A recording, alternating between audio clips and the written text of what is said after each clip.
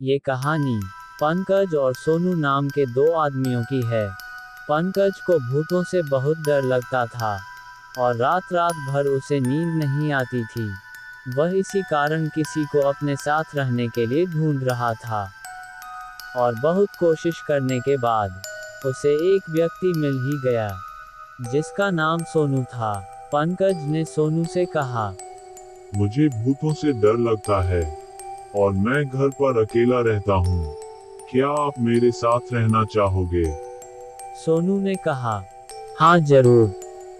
उसके बाद सोनू और पंकज साथ रहने लगे।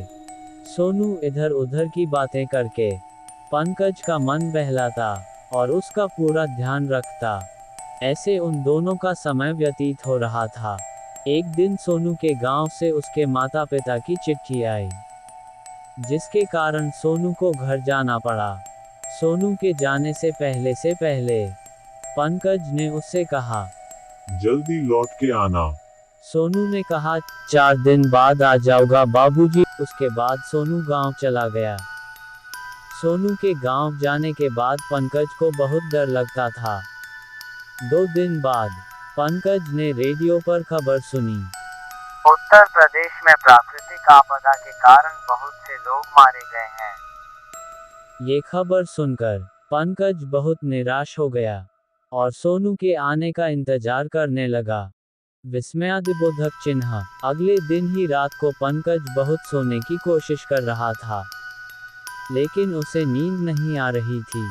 अचानक उसे अपने घर में एक आहट महसूस हुई।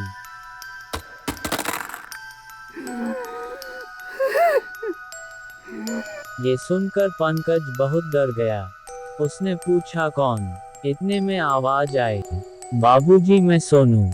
पंकज ने कहा, आ गए तुम? सोनू ने कहा, हाँ बाबूजी। पंकज ने कहा, अंदर आ जाओ, बाहर क्यों खड़े हो? सोनू ने कहा, कोई फायदा नहीं मालिक। पंकज ने पूछा, क्यों? सोनू ने कहा, बाबूजी मैं भूत बन गया हूँ। इसके बाद सोनू 2-4 लाइन और कही और पंकज को आवाज लगाए, बाबूजी, बाबूजी, बाबूजी। लेकिन पंकज ने कोई भी आवाज नहीं दिया। सोनू ने पूछा, क्या हुआ बाबूजी, आवाज क्यों नहीं दे रहे हो? पंकज ने कहा, मैं भी भूत बन गया हूँ। मेरे अंदर का डर खत्म हो गया। मेरी आत्मा मेरे शरीर से बाहर निकल गई। खूनी बारिश। ये कहानी सोनू और मोनू नाम के दो लड़कों की है, जो कि एक ही स्कूल में पढ़ा करते थे। स्कूल की छुट्टी होने के बाद सोनू ने मोनू से कहा, खूनी बारिश होने से पहले अपने घर चले जाना।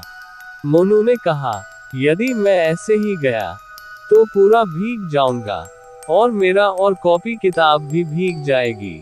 सोनू ने कहा, अच्छा ठीक है, लेकिन जब खूनी बारिश शुरू हो जाए तो उस खूनी बारिश में बाहर मत निकलना, और यदि कोई छाता लेकर हेल्प देने की कोशिश करे तो हेल्प मत लेना। इतना कहकर सोनू चला गया और सभी दुकान वाले दुकान बंद करके भागने लगे। थोड़ी ही देर में मैं वहां पर अकेला ही रह गया। थोड़ी देर बाद मौसम बदला और खूनी बारिश शुरू हो गई। कुछ देर बाद मुझे अपने सामने एक खड़ा व्यक्ति दिखाई दिया। विस्मयादिबोधक चिन्ह, जो कि एक दीवार को ही घोड़े जा रहा था। वह व्यक्ति मुझसे बहुत दूर था, लेकिन मैंने उसको आवाज लगाई तो उसने मेरी आवाज साफ साफ सुन ली।